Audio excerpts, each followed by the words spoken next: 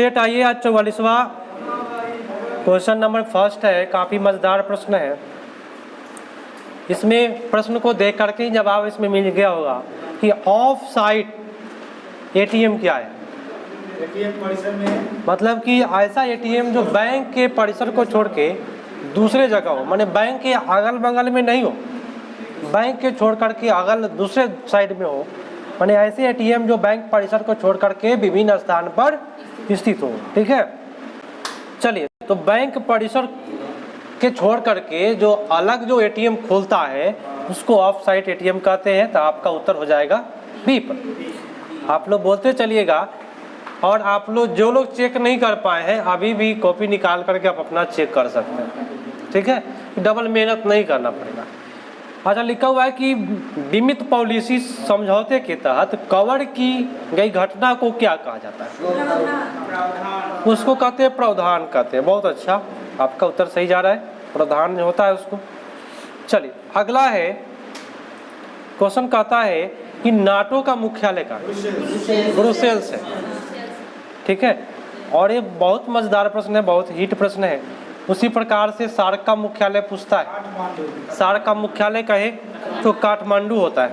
ठीक है, भारतीय संविधान की 8वीं अनुसूची में कितनी भाषा है? आ गया है सबको लाइन पर। ठीक है, बहुत अच्छा। निम्नलिखित में कौन सा एक भारतीय संविधान की प्रस्तावना का भाग नहीं है? देखिए, कौन सा भाग नहीं है?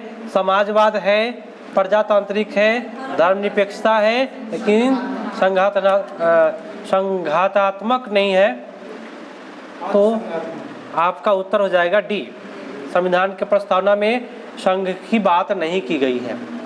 अगला, आजाद दस्ता बिहार में किस आंदोलन के दौरान सक्रिय रहा? चलिए, बहुत अच्छा। भारत छोड़ो आंदोलन के दौरान आजाद दस्ता भारत में क्या रहा है? सक्रिय रहा है। नेक्स्ट पाए, 1946 ईस्वी में गठित अंतरिम सरकार के मंत्रिमंडल में, है ना, अंतरिम सरकार के मंत्रिमंडल में श्रम विभाजन किसको सौंपा गया? चलिए, जगजीवन राम को सौंपा गया है श्रम विभाजन को। और पिछड़ा वर्ग की बात करें, किसी को पता है पिछड़ा वर्ग? हाँ, बोलो बोलो। काका साहब कालेकर, है ना, पिछड़ा आयोग के लिए। नेक्स्ट, संविधान सभा के अस्थायी अध्यक्ष थे राजेंद्र प्रसाद थे। ठीक है, और अस्थायी की बात करें तो सच्चिदानंद सिन्हा साहब थे। राष्ट्रपति की अनुपस्थिति में, सुनिएगा ध्यान से, समस्त कार्य किसके द्वारा किए जाते हैं? उपराष्ट्रपति के द्वारा किए जाते हैं। आपका उत्तर 1 पर चला गया। निम्नलिखित में से किस नाभिकीय संविधान का भारत का सदस्य है? पीटीबीटी। किसका है? पीटीबीटी। क्या है? पीटीबीटी। बहुत अच्छा। नेक्स्ट, रिपीट करना है। अगर हम दोबारा बोले तो आप लोग जरूर रिपीट करिए, इससे आपको कहीं याद रहे माइंड में। ठीक है, चलिए, अगला है कि 1942 ईस्वी में किस त्योहार के अवसर पर जयप्रकाश नारायण हजारीबाग जेल से भागे थे? हाँ, दीपावली का दिन था, भाग गए थे। निम्नलिखित में कौन सा संयुक्त राष्ट्र संघ का अभिकरण नहीं है? कौन सा नहीं है भाई? हाँ, अंतर्राष्ट्रीय न्यायालय जो है उसका मुख्यालय द हेग में है। कहाँ है? द हेग में है। और ये संयुक्त राष्ट्र संघ का अंतर्गत नहीं आता है। तो भाई अंतर्गत कौन कौन आता है? टोटल ऑप्शन देखिए, खाद्य और कृषि संगठन आता है, संयुक्त राष्ट्र शैक्षणिक, वैज्ञानिक और सांस्कृतिक वाला भी आता है। चलिए, उसके बाद विश्व स्वास्थ्य संगठन WHO ये भी है, लेकिन अंतर्राष्ट्रीय न्यायालय का मुख्यालय द हेग जो संयुक्त राष्ट्र संघ के द्वारा संचालित नहीं होता है। अगला, कौन सा उर्वरक किसान खाद के नाम से जाना जाता है? बहुत मजेदार प्रश्न है। कौन होगा? हाँ, कैल्शियम अमोनियम नाइट्रेट है जो किसान खाद के नाम से जाना जाता है। याद रखिएगा आज से लेकर के। अगला है कि 1 हेक्टेयर सेंटीमीटर में पानी की कुल मात्रा 1 लाख 1 लाख लीटर, माने 1 पर 5 को 0 होगा ना। चलिए उत्तर आपका चला गया बी पर। नेक्स्ट है कि केले का कायिक प्रवर्धन होता है। कितने लोग मारे होंगे तना को? लेकिन जब भी हम केला के पेड़ को लगाते हैं उसको जड़ से काटते हैं कि पेड़ काट के रखते हैं? जड़ से रोपेंगे। पेड़ काट के रोपेंगे, लगेगा? नहीं लगेगा। तो जड़ से काट के लगाए उसको कहते हैं संकर द्वारा। किसके द्वारा? संकर द्वारा। नेक्स्ट है कि निम्नलिखित में कौन सा उर्वरक तीव्र आर्द्रताग्राही होता है? एक बात बोलते हैं, अगर आपका खेत चिपिर चिपिर कर रहा है पानी से, उसमें यूरिया छींट दीजिए, पूरा एकदम सोख जाता है, मतलब आर्द्रताग्राही है, नमी को सोख लेता है। कौन? यूरिया सोख लेता है। और यूरिया के बारे में जानकारी जान जाइए, इसका सूत्र होता है CONH2 का होल ट्वाइस। ठीक है, यूरिया का सूत्र होता है, यूरिया में कार्बन और नाइट्रोजन और हाइड्रोजन 3 चीज होता है, और यूरिया में नाइट्रोजन जो होता है वह 46% होता है। यूरिया को सबसे पहले प्रयोगशाला में बनाने वाले व्यक्ति थे वोहलर। कौन था? और पूरे इंडिया भर की बात करें, एक सेकंड, चलिए अगला है कि देखिए, तो यूरिया की बात करें कि प्रथम कार्बनिक यौगिक कौन है जिसको प्रयोगशाला में बनाया गया? तो यूरिया है। कौन बनाया? ओहलर। ओहलर का गुरु कौन था? बर्जीलियस। बर्जीलियस बोला था कि यूरिया मतलब कि कोई भी कार्बनिक यौगिक को प्रयोगशाला में नहीं बना सकते, लेकिन उसका चेलवा ओहलरवा वो बना दिया। ठीक है, अगला प्रश्न, खेत में हरी खाद वाली फसल की पलटाई की उपयुक्त अवस्था कौन सी है? बोलिए कौन सी है? फूल आने के पूर्व की अवस्था। इसके बारे में जानिएगा, बहुत मजा आने वाला है, सुनिएगा। किसी को पता है हरित खाद? सुनिए, हरित खाद क्या होता है? ढैंचा देखें, ढैंचा या कोई भी ऐसा पौधा जो मतलब कि पौधा हो रहा है, सुन लीजिए ध्यान से, बहुत मजेदार चीज है हरित खाद के बारे में। पौधा हो रहा है लेकिन फूल नहीं आया, उसके पहले उसको काट करके और जमीन में उसको गाड़ दीजिए, उससे जो खाद बनेगा खूब बम्पर खेती होता है, उसको हरित खाद कहते हैं। जैसे ढैंचा हो रहा है, फूल पकड़ने से पहले उसको काट करके उसको जमीन में दफना दीजिए, ठीक है, और जब सड़ेगा और उसमें जब खेती करिएगा बहुत मजेदार खेती होता है, तो उसको कहते हैं हरित खाद। तो हाँ, जोतवा दीजिए उसको, तब ना तो पा जाए। तो होता है उसको फूल आने के पूर्व की अवस्था को क्या कहते हैं? हरित खाद कहते हैं। समझ में आया? फल के रस में चीनी की सांद्रता मापी जाती है ना, रेफ्रैक्टोमीटर के द्वारा। किसके द्वारा? रेफ्रैक्टोमीटर के द्वारा मापा जाता है। फल में रस में चीनी की जो सांद्रता मापी जाती है वो किससे मापी जाती है? रेफ्रैक्टोमीटर के द्वारा। आपका उत्तर एकदम 100% बी पर जाएगा। क्या हुआ मुन्ना जी? कब जाइएगा? घर पे कब जाएगा? आदमी क्लास हो जाएगा उसके बाद। चलिए प्रश्न है, जेली बनाने में पेक्टिन का मुख्य कार्य है, क्या है? हाँ देखिए, पेक्टिन की बात, वहां पे एक प्रश्न फंसा दिया, इसमें एक वर्ड से आप पकड़ सकते हैं सीटेट की तरह, जेली। जेली माने ऐसा तरल पदार्थ है ना, मतलब जो लिक्विड टाइप को, पेस्ट टाइप का। हाँ, तो फलों के रस का थक्का बना देंगे तो जेली हो गया। ठीक है, चलिए बहुत अच्छा। नेक्स्ट पाते हैं, कितने पर आए? 20 नंबर चाहिए। 20 पर आइए। 20 कहता है टमाटर का लाल रंग किसके कारण होता है? लाइकोपीन के कारण होता है। ठीक है, नींबू का फल प्रचुर स्रोत है किसका? हाँ, सिट्रिक अम्ल का। बहुत मजेदार प्रश्न था आज का। सिट्रिक अम्ल होता है।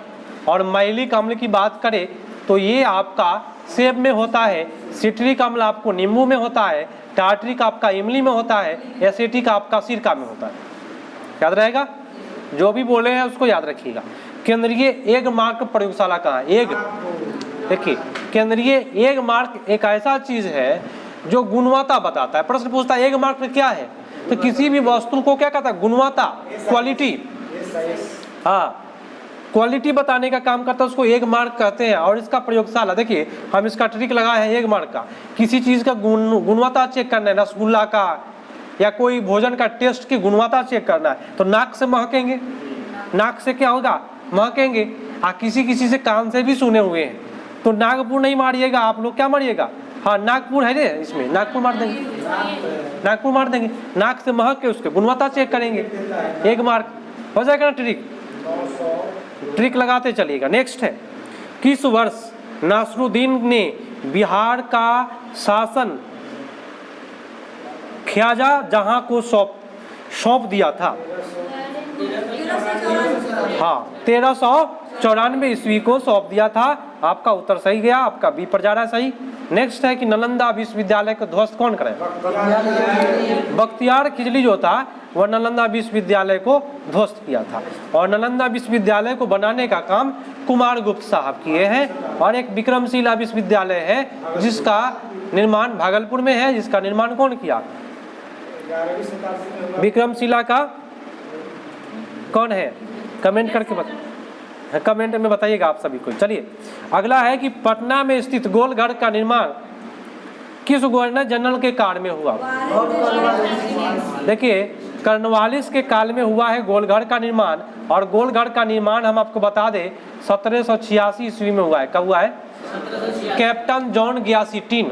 देख लीजिएगा, जो मैं बता रहा हूँ वो सही है कि नहीं है, कमेंट में जरूर इसको बताइएगा, ठीक है। अंग्रेज था, उसका नाम था कैप्टन जॉन ग्यासिटिन, ठीक है,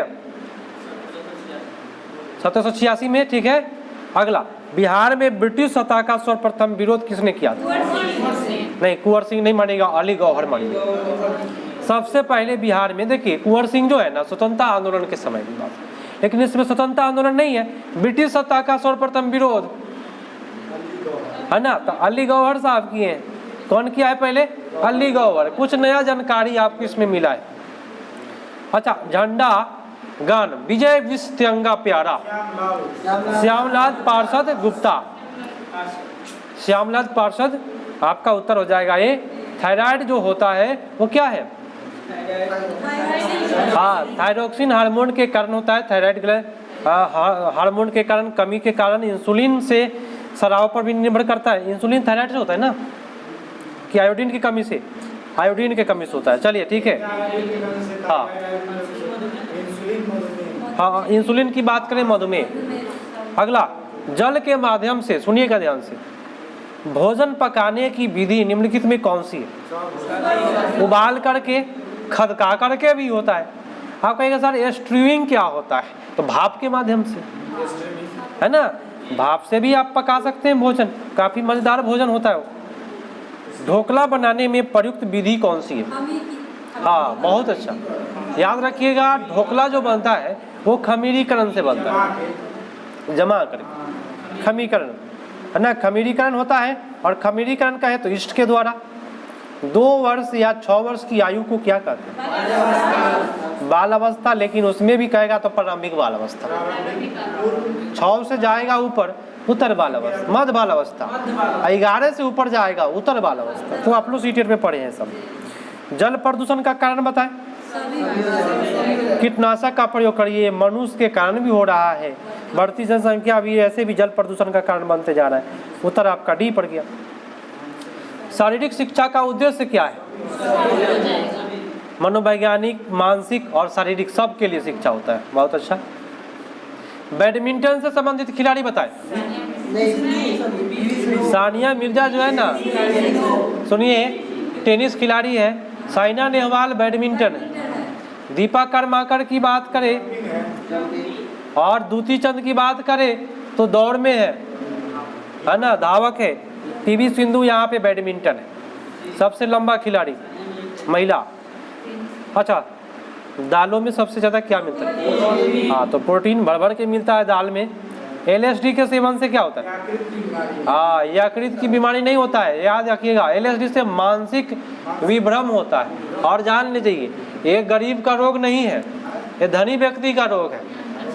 LSD का जो सेवन होता है ना, LED नहीं है, LSD है, इसका सेवन भाई बड़े बड़े पूंजीपति अरबपति लोग करता है, और उसका माइंड जो होता है ना भ्रम हो जाता है, बौड़ा जाता है, ठीक है, LSD बोलते हैं उसको। तो गरीब का रोग है ही नहीं। व्यायाम से क्या लाभ है? भूखों में लगेगा, फुर्तीला रहिएगा, रक्त में प्रवाह होगा, बहुत अच्छा सेठ, तो मन खुश करने वाला सेठ। अगला है कि डॉक्टर राजेंद्र प्रसाद को संविधान सभा का सभापति चुना गया। देखिए, एक देता है सितंबर, एक देता है दिसंबर, तो एक ही ट्रिक है इसका कि कांग्रेस का अधिकांश जो काम हुआ है वो दिसंबर में हुआ है, तो हम दिसंबर 1946 मानेंगे, राजेंद्र प्रसाद चुनाए थे उस समय में, ठीक है। इस प्रकार से भी हो जाएगा आपका। अगला, भारतीय प्रशासन में विभाजन प्रणाली किससे संबंधित है? नीति और कार्य के अनुसार विभाजन होता है ना, कार्यों के जो कार्यान्वयन होता है उसके अनुसार किया जाता है। नेक्स्ट, कुछ ऐसे वर्ड है जिसको आप बोलेंगे 2 बार 3 बार तो सब शुद्ध बुलाएगा, ठीक है, होता है किसी किसी से। बिहार में कृषि और ग्रामीण विकास के लिए किस प्रकार के बैंक स्थापित करने का प्रस्ताव है? नहीं, बिहार की बात करेगा, कृषि यंत्र बैंक मारेंगे हम लोग। क्या मारेंगे? कृषि यंत्र बैंक मारेंगे, चाहे दुनिया पलटे, कृषि यंत्र बैंक मार के आएंगे, ठीक है। अच्छा, 15वां वित्त आयोग पूछ दिया है, उस समय में YV रेड्डी था, उसके बाद में इसमें तो नहीं है, तब 15वां पूछा है, तो अभी तो हाल का नहीं पूछ रहा है, ये 15वां पूछ रहा है। कौन सा उत्तर हो जाएगा इसका? हाँ, सुदीप्तो मुंडले। नेक्स्ट है, ये आर्थिक विकास का सबसे अच्छा सूचकांक किसके द्वारा प्रदान किया जा सकता है? तो याद रखिएगा, हाँ, आपका हो जाएगा प्रति व्यक्ति वास्तविक आय में वृद्धि। आपका उत्तर बी पर चला गया, बहुत अच्छा। अच्छा, भारतीय कला में सुनिएगा ध्यान से, बौद्ध के जीवन की किस घटना का चित्रण हुआ है? हाँ, बहुत अच्छा। भारतीय जो कला है उसमें चित्र के द्वारा बताया गया है, प्रथम उपदेश को चित्र के माध्यम से बताया गया है। गौतम बुद्ध का जो जन्म हुआ है लुम्बिनी में हुआ है, तो किसके अभिलेख में पुष्टि है? अशोक के, बहुत अच्छा। नेक्स्ट है कि निम्नलिखित में कौन सा स्थल प्रागैतिहासिक चित्रकला के लिए प्रसिद्ध है? भीमबेटका। क्या होगा? भीमबेटका। नेक्स्ट है कि आत्मीय सभा की स्थापना निम्नलिखित में किसने किया? राजा राम मोहन राय। 15 में किया था। कब किया था? 1815 ईस्वी में राजा राम मोहन साहब ने आत्मीय सभा की स्थापना की। किसके वायसराय के काल में भारत की राजधानी कलकत्ता से दिल्ली स्थानांतरित किया गया? लॉर्ड हार्डिंग द्वितीय के काल में। चलिए आते हैं नेक्स्ट पर। अगला है कि इनमें से किस मुगल सम्राट ने राजा राम मोहन राय को अपने दूत के रूप में लंदन भेजा? अकबर द्वितीय को भेजा था। और एक और जानकारी ले लीजिए, अकबर द्वितीय ने राजा राम मोहन राय को राजा की उपाधि दिए थे। सुने थे कि नहीं? सेठ मारे थे, आया था ना, यही फायदा है सेठ मारने से। हिंदू विधवा पुनर्विवाह अधिनियम निम्न में किस वर्ष पारित हुआ? 1856 ईस्वी में। कौन किया? ईश्वर चंद्र विद्यासागर। हाँ, डलहौजी के काल में हुआ था। ईस्ट इंडिया कंपनी की स्थापना के समय भारत का शासक बताना है। ईस्ट इंडिया कंपनी जब आया था तो लगभग 1600 ईस्वी में आया था, और अकबर का जो काल है वह 1605 तक है। तो हम क्यों नहीं अकबर मारे भाई? कोई दिक्कत नहीं हुआ अकबर में? कोई परेशानी नहीं। हाँ, अगला है कि भाई शेख निजामुद्दीन औलिया इनमें से किस सूफी संत के शिष्य थे? हाँ, गौजे शक्कर, याद रखिएगा, बाबा फरुद्दीन गौजे शक्कर का चेला थे निजामुद्दीन औलिया। और निजामुद्दीन औलिया के चेला कौन था? हाँ, ख्वाजा मोइनुद्दीन चिश्ती। बहुत अच्छा। चलिए, इनमें बादशाह में से कलंदर के नाम से किसे जाना जाता है? अब भाई कलंदर का अर्थ समझिए। कलंदर ऐसे व्यक्ति को उस समय में कहा जा गया था, मैंने जिसके दरबार में आने पर कोई भी खाली हाथ नहीं लौटता था, बिना न्याय के कोई भी नहीं लौटता था, खाली हाथ लौटना नहीं, उसको कलंदर कहते थे। ठीक है, जिसके दरबार में जाइए और बिना हाथ में कुछ लिए वापस चले जाइए तो कलंदर नहीं कहलाएगा। कलंदर वही कहलाएगा जिसके हाथ में कुछ मिल गया। ठीक है, चलिए, राज्य में 2011 ईस्वी में जनगणना में जनसंख्या का ह्रास अभिलेखित हुआ है। नहीं, उत्तर प्रदेश तो इतना जनसंख्या है कि मत पूछिए, बिहार में भी भर भर के जनसंख्या है, लेकिन नागालैंड में भाई ह्रास हुआ है। ये सोचने वाली बात है। यहाँ जो जनसंख्या था उससे कम हो गया। अब जानते हैं इसका एक कारण याद रहेगा, नागालैंड में लोग आदमी को मार के खा जाता था। ठीक है, इसलिए उस समय में घटा। अब तो नहीं है ऐसा व्यवस्था। ठीक है, इस प्रकार से भी याद करिए जनसंख्या ह्रास हुआ था वहाँ। अच्छा, अगला, एनडीसी राष्ट्रीय विकास परिषद का हिस्सा नहीं है। कौन सा नहीं है भाई? देखिए, नीति आयोग के उपाध्यक्ष जो है, ठीक है, यह एनडीसी का भाग नहीं होता है। नीति आयोग के उपाध्यक्ष एनडीसी का भाग नहीं है।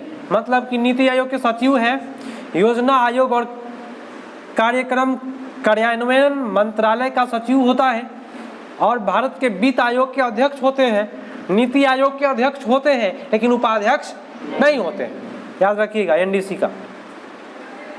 अब देखिए, इसमें मिलान करना है कि कौन सा आयोग किससे संबंधित है। तो सरकारी आयोग की बात करें तो यह किससे संबंधित है? ये कूट दिया हुआ है,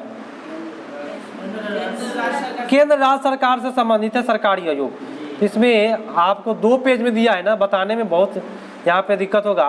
तो सरकारी आयोग की बात करें तो केंद्र और राज्य के बीच की बात होगा।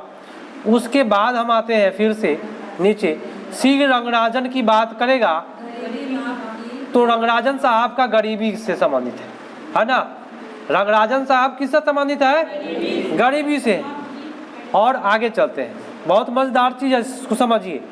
फर्स्ट क्या था? सरकारिया, केंद्र राज्य के बीच रंगराजन गरीबी से। पारेख समिति की बात करेगा ना, तो आप याद रखिएगा पारेख समिति यह इंफ्रास्ट्रक्चर से संबंधित है ना। किधर था ये? 2 नंबर में जाएगा। पारेख समिति इंफ्रास्ट्रक्चर से संबंधित है। ठीक है, इंफ्रास्ट्रक्चर से है। और एक और देख लीजिए, एक नरसिम्हन समिति, ये बहुत मजेदार है, ये बैंकिंग से है।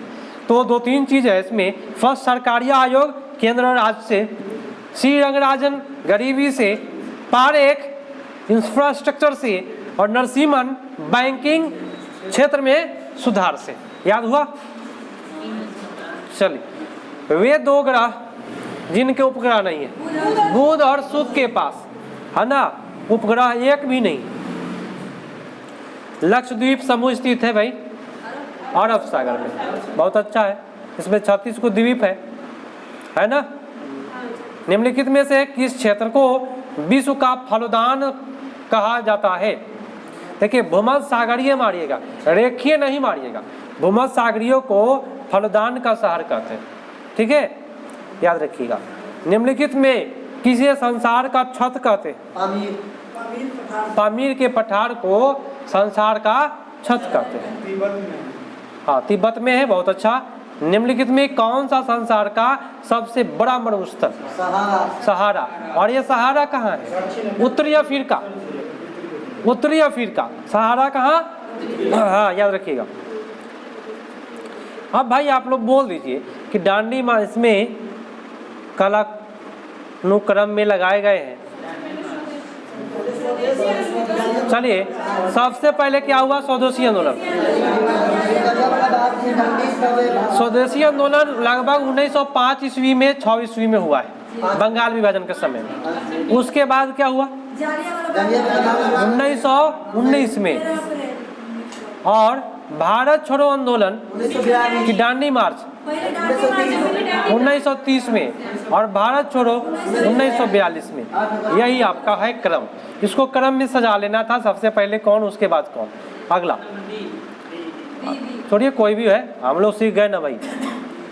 चलिए अब कहता है बिपिन चंद्र पाल, उसके बाद सही कूट का चयन करना है कि सही कूट कौन सा है। इसमें भी मिलान करने की बात है तो हम डायरेक्ट इसका मिलान कर ही देते हैं। और बिपिन चंद्र की बात करें तो न्यू इंडिया से मिलाइएगा। न्यू इंडिया के लेखक कौन है? बिपिन चंद्र पाल। न्यू इंडिया कौन है? बिपिन चंद्र पाल। वंदे मातरम कौन है? हाँ, अरविंद घोष। ठीक है। हाँ, ब्राह्मण बंधन बांधव उपाध्याय। देखिए क्या लिखा हुआ है हो यहाँ पे, थोड़ा सा बांधव उपाध्याय। देखिए बांधव उपाध्याय संध्या है। क्या है? संध्या है। और मोहम्मद अली की बात करें तो कमरेड है। क्या है? मिलान हो गया टोटल। फिर से बोलिए, बिपिन चंद्र पाल, अरविंद घोष, ब्राह्मण बांधव उपाध्याय, मोहम्मद अली, कमरेड। चलिए बहुत अच्छा। नेक्स्ट पाइए, बाल गंगाधर तिलक द्वारा राष्ट्रीयता को बढ़ावा देने हेतु अखबार निकाला जाता था। क्या? केसरी। पर बाल गंगाधर तिलक के द्वारा केसरी निकला है। चलिए नेक्स्ट पर आते हैं। और नेक्स्ट है एक और मराठा भी है, उन्होंने निकाला था। अच्छा, आधुनिक इतिहास जिसने 1857 ईस्वी के विद्रोह को स्वतंत्रता की पहली लड़ाई कहा था, वो क्या होगा? बीडी सावरकर ने कहा। हम आपको बता ही देते हैं क्या क्या कौन कहा। ठीक है। मजुमदार साहब बोले थे, कुछ नहीं बोले। मजुमदार साहब कुछ नहीं बोले, माने कि 1857 के बारे में बोलेगा कि यह कोई भी क्रांति नहीं था, ना ही यह राष्ट्रीय आंदोलन था, ना यह स्वतंत्रता संग्राम था, ना ये सांप्रदायिक मतलब कि सैनिक विद्रोह था, माने कुछ नहीं था। तो मजुमदार मारेंगे। एसएन सेन की बात करेगा, ये इन्होंने क्या कहा कि यह स्वतंत्रता युद्ध था। क्या था? सीधे बोला स्वतंत्रता युद्ध था। लेकिन बीडी सावरकर की बात कहेगा प्रथम स्वतंत्रता आंदोलन था। क्या था? इसमें प्रथम लगा दीजिए। और अशोक मेहता तो ये राष्ट्रीय आंदोलन था। क्या था? ठीक है। और इसके साथ डिजरेली भी था। तो सुनिएगा फिर से, मजुमदार साहब क्या बोला? कुछ नहीं था। मतलब कि न राष्ट्रीय आंदोलन है, न स्वतंत्रता आंदोलन है, न सैनिक विद्रोह है, कुछ नहीं है। तो किसने कहा? मजुमदार साहब। और एसएन सेन क्या कहा? स्वतंत्रता आंदोलन है। क्या कहा? उसमें अगर कहे प्रथम स्वतंत्रता आंदोलन तो बीडी सावरकर, वही कहे राष्ट्रीय आंदोलन है, कोई दिक्कत हुआ नहीं ना हुआ। चलिए नेक्स्ट पढ़ते हैं, पकड़ के चलेंगे टोटल को। ठीक है। अंग्रेज के विरुद्ध भीलों द्वारा क्रांति का प्रारंभ की गई थी। देखिए भील जो होता है वह मध्य प्रदेश और महाराष्ट्र के जनजाति है ना। तो आपका उत्तर एक पर ही सबसे बेटर जाएगा। मारे थे ना। चलिए अगला है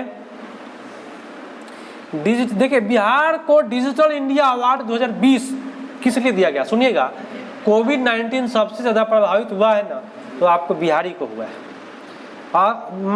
मतलब कि तमिलनाडु बहुत जगह से फंसे थे बिहारी, उसको लाने का काम भारत सरकार किया। और जब आया यहाँ पे, वहाँ का रख रखाव का भी व्यवस्था भारत सरकार ने किया। भारत सरकार बोले वाले बिहार सरकार किया। स्कूलों में निवास किया लोग, तो उसी के लिए भारत सरकार को कोविड-19 के लिए डिजिटल इंडिया अवार्ड 2020 मिला है। बिहार सरकार लॉकडाउन के दौरान ये सब हुआ था। अगला, किसके द्वारा, भले भाई कैसे रखे सरकार, लेकिन रखा ना भाई, इनाम ले लिया ना। चलिए, किसके द्वारा स्वराज दल की स्थापना की गई? बाल गंगाधर के तिलक के साथ में एक और व्यक्ति थे, उसका नाम बताएं। स्वराज चित्र ना, तो चित्रदास नहीं। चलिए हाँ, बाल गंगाधर। स्वराज आंदोलन कौन किया? हाँ, तिलक ही मानेंगे। उसके साथ एनी बेसेंट का भी थोड़ा सा उसमें सहयोग भी है, कुछ सहयोग है। अगले कितने पा जाए? 68 पर। चलिए, इसके अलावा अगर हमारे बोलने के अलावा अगर कोई मिस्टेक भी हुआ हो तो कमेंट में आप लोग जवाब दीजिए।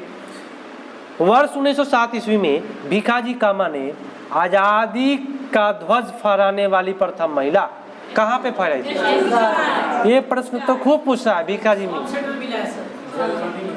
प्रत्येक स्टुटगार्ट कहाँ है? जर्मनी में।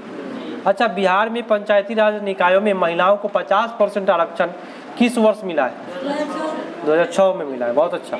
महिलाओं को 50% आरक्षण मिल गया कि हाँ आपको 50%। अभी भी भाई बिहार में भाई 50% आरक्षण है महिलाओं को। 50% सीट आप लोगों का है, जो महिला है इधर बैठा हुआ। 40 से 50 नंबर लाइए तो आराम से आप लोगों का नौकरी रखा हुआ है। 40 से 50 नंबर काट के, नेगेटिव काट के आप 40 के नीचे जाइएगा तो खतरा में रहिएगा, क्योंकि भाई पासिंग मार्क्स भी आपका नहीं जाएगा क्या। तो कम से कम 40 से 50 के बीच रहना है, नेगेटिव को कम मारना है।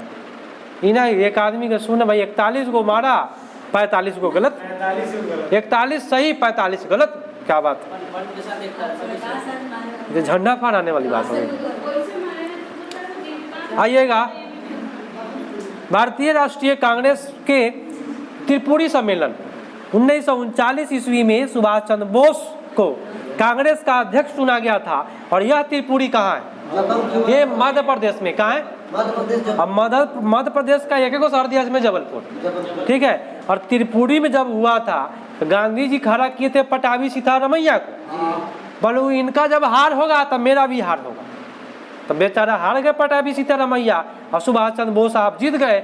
और जीतने के बाद इन्होंने क्या किया? कांग्रेस से इस्तीफा दे दिया। और उसी समय में 1939 ईस्वी में फॉरवर्ड ब्लॉक की स्थापना इन्होंने किया है, सुभाष चंद्र बोस ने, ठीक है। अगले प्रश्न पर आते हैं। और नेक्स्ट है, निम्नलिखित में किसने क्षय होने में सबसे अधिक समय लगाता है? प्लास्टिक का थैला जल्दी क्षय नहीं होगा, जल्दी खराब नहीं होगा, जल्दी गलेगा नहीं। नेक्स्ट है, और इसमें बताना है कि कार्बन मोनोऑक्साइड से क्या होता है। 72 नंबर प्रश्न देखिएगा। तो कार्बन मोनोऑक्साइड की बात करें तो श्वास नली को प्रभावित करता है। इसमें कहीं दिया है कि नहीं? हाँ, कार्बन मोनोऑक्साइड किसको? श्वास संबंधित। नाइट्रोजन के ऑक्साइड को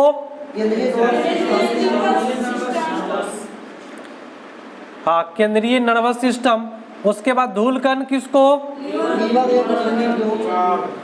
लीवर एवं किडनी को, क्योंकि छाने का धूलकण को। नेक्स्ट है, और शीशा के लिए होगा तो कैंसर से संबंधित है शीशा। शीशा से क्या होता है? कैंसर होता है। यही है, थोड़ा सा मिलान करने में दिक्कत हो रही है। फिर से आप लोग एक बार बोल दीजिए।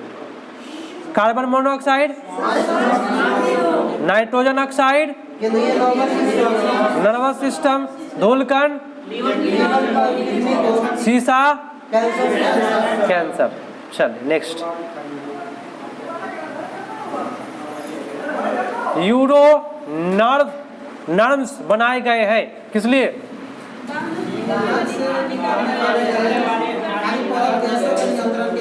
हाँ, आपका उत्तर कितना पर जाएगा? सी पर। वाहनों से निकलने वाली हानिप्रद गैसों को नियंत्रण करने के लिए ऐसा किया गया है।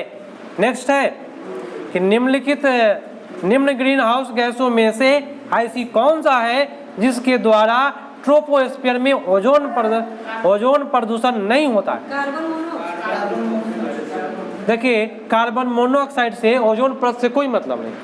कार्बन मोनोऑक्साइड आपके नली को जाम करेगा, ना कि ओजोन परत को, ठीक है। तो मीथेन को मतलब कि ओजोन को प्रभावित करता है, नाइट्रोजन ऑक्साइड ओजोन को प्रभावित करता है, जलवाष्प भी करता है। और अगला प्रश्न पर आते हैं, कहता है कि निम्नलिखित राज्यों में उस राज्य को चुनिए जिसमें सर्वाधिक संख्या में वन्यजीव अभयारण्य है। मध्य प्रदेश में सबसे ज्यादा वन्यजीव अभयारण्य है, याद रखिएगा। लगभग 25 है। कितना है? 25। राष्ट्रीय उद्यान 9 है, अभयारण्य 25 है।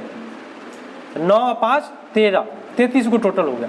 निम्नलिखित में कौन सी कृषि के लिए कृषि की प्रक्रिया पर्यावरण संरक्षण में सहायक है?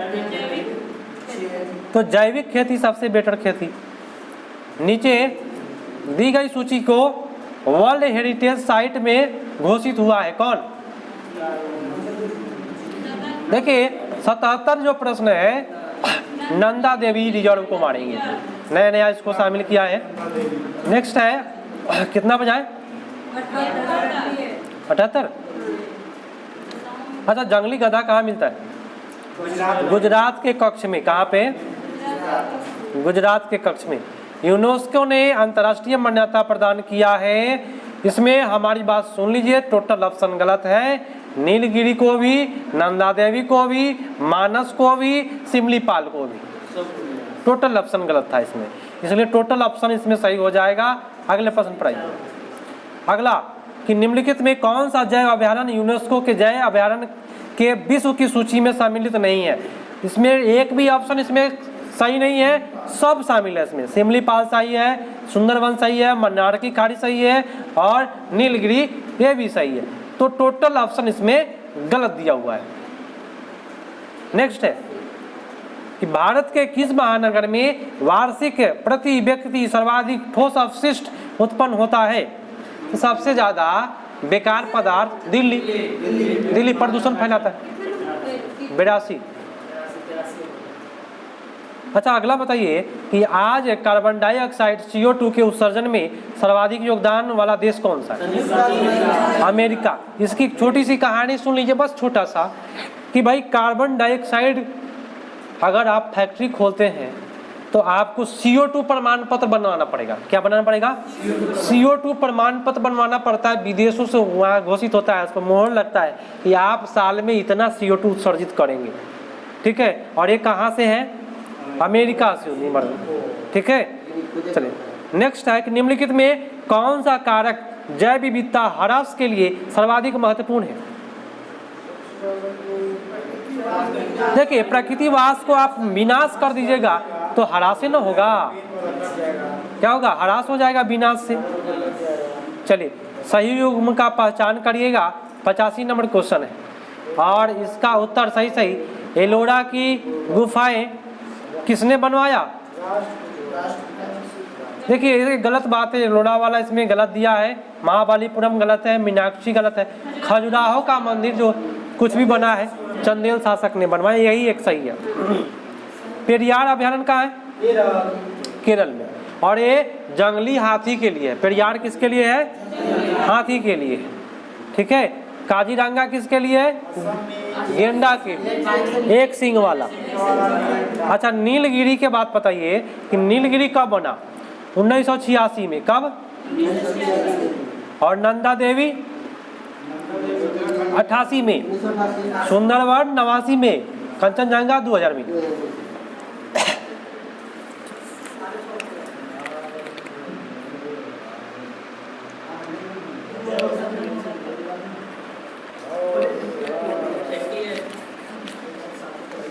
एक सेकेंड, फिर से रिपीट मारिए। नीलगिरी कब? 2 साल बाद कौन? 1988 में नंदा देवी, फिर 1 साल बाद सुंदरवन का, और कंचनजंगा लास्ट में 2000 ईस्वी में। तो टोटल याद हो गया रिपीट करने से। अगले प्रश्न पाते हैं, कितने पर आए? 88। झारखंड बनाने के लिए बिहार को किस वर्ष विभाजित किया गया? 2000 ईस्वी में और 15 नवंबर में। ठीक है। अच्छा, गरीब कल्याण रोजगार अभियान बिहार के किस जिले के प्रधानमंत्री द्वारा 2020 में शुरू किया गया? नहीं, एक, हाँ, खगड़िया है। कब है? गरीब कल्याण की बात करें तो खगड़िया जिला मानेंगे। क्या मानेंगे? खगड़िया जिला मानेंगे। ठीक है। नेक्स्ट है कि 50 से अधिक देशों द्वारा समर्थित संयुक्त राष्ट्र का मौसम परिवर्तन समझौता कब प्रभावित हुआ? 21 मार्च 1994 को। अरे माइक का आवाज भाग गया है क्या? 21 मार्च हाँ 1994 को। इसका भाग गया था, हम ही चिल्ला रहे थे ना। अगला टोटल खत्म हो गया। चलिए, इधर भी खत्म हो गया है।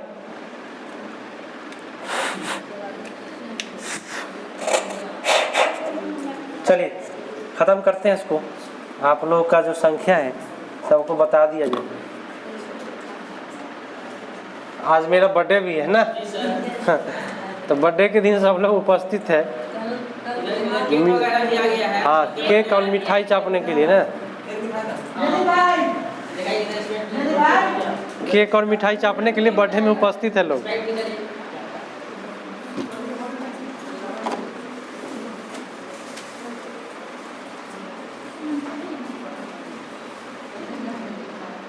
चलिए मिलते हैं।